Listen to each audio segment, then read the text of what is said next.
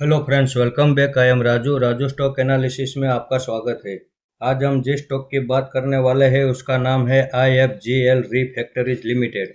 अब इसके फंडामेंटल और चार्ट में टेक्निकल पैटर्न की बात करें उससे पहले मैं आपको एक और अपडेट देना चाहूँगा कि हमारे एक सब्सक्राइबर ने हमें ये कमेंट की थी कि मैं महाराष्ट्र स्कूटर के ऊपर वीडियो बनाऊँ। तो उनके लिए ये मैसेज है कि हम किसी भी स्टॉक को ऑल टाइम हाई पे बाय नहीं करते हैं। और अभी इसका चार्ट आप देख लीजिए, ये अभी ऑल टाइम हाई के पास ट्रेड कर रहा है। वैसे ये हमारे वॉच लिस्ट में है, लेकिन जब इसकी अच्छी खासी गिरावट होगी और ये हमारे सही सपोर्ट के पास आएगा तब हम इसमें इन्वेस्टमेंट करेंगे और इसका वीडियो बना के आपके सामने आ जाएंगे। तो फिलहाल अभी हम इससे दूर रहने वाले हैं। तो आइए अब हम देख लेते हैं IFGL रिफैक्टरीज के फंडामेंटल। अब इसकी शेयर होल्डिंग पैटर्न हम देखें तो पब्लिक के पास 14% जितनी होल्डिंग हमें यहाँ नज़र आ रही है। उसमें भी 3% जितनी होल्डिंग तो बड़े इन्वेस्टर के पास है, यानी कि पब्लिक के पास केवल 11% जितनी होल्डिंग है। DIS के पास 13.5% जितनी होल्डिंग है। FIS के पास 0.02% की होल्डिंग है और सारी होल्डिंग प्रमोटर के पास मौजूद है।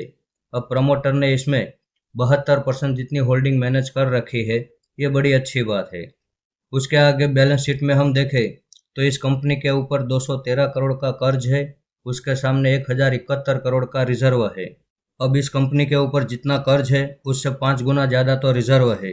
और 2017 से लेकर अब तक का जो हमने रिजर्व का डेटा देखा तो हर साल इस कंपनी में रिजर्व बढ़कर ही आ रहा है। तो इस हिसाब से इनकी बैलेंस शीट बड़ी पावरफुल और दमदार है।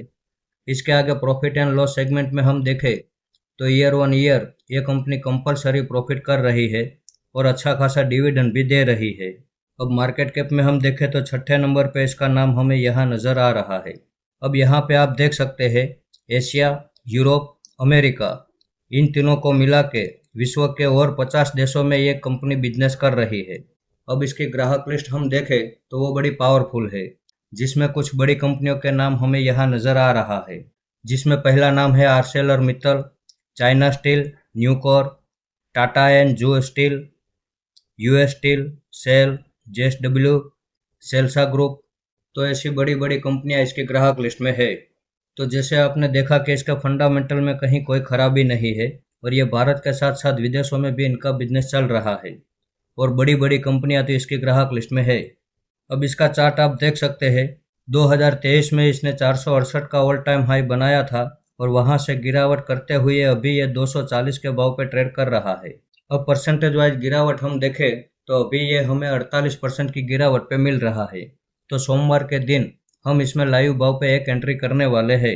इसमें हमारा दूसरा सपोर्ट 160 रुपये के भाव पे रहेगा और तीसरा सपोर्ट 90 रुपये के भाव पे रहेगा। इसमें हमारे जो टारगेट रहने वाले हैं वो दो टारगेट रहने वाले हैं। पहला टारगेट 470 के भाव पे रहेगा और दूसरा टारगेट 900 रुपये के भाव पे रहेगा। 470 के भाव पे हम 75% होल्डिंग एग्जिट कर देंगे और बाकी बची 25% होल्डिंग हम 900 रुपये के भाव पे एग्जिट करने वाले हैं। इसका चार्ट आप देख सकते हैं, ये हायर हाई हायर लो की पैटर्न से ऊपर की ओर मूवमेंट कर रहा है। तो इस कंपनी के ऊपर हम भरोसा कर सकते हैं। अगर ये मार्केट के गिरावट के साथ और ज़्यादा बड़ी गिरावट करता है तो करने दो।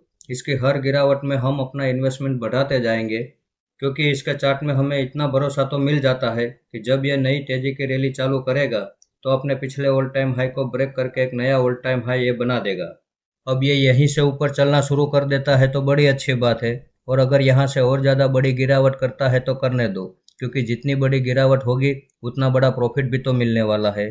और अभी मार्केट जिस तरह से डाउन ट्रेंड में चल रहा है वो डाउन ट्रेंड हमारे लिए एक बड़ी अपॉर्चुनिटी होने वाली है।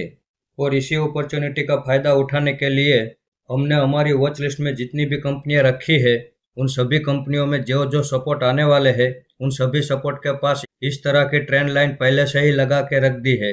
तो हमें सिर्फ यही देखना है कि इस गिरावट के माहौल में कौन सा स्टॉक हमारे सही सपोर्ट के पास आ गया है, और उन सभी स्टॉक में हम इन्वेस्टमेंट करते जाएंगे और उन सब का वीडियो बना के आपके सामने आते जाएंगे।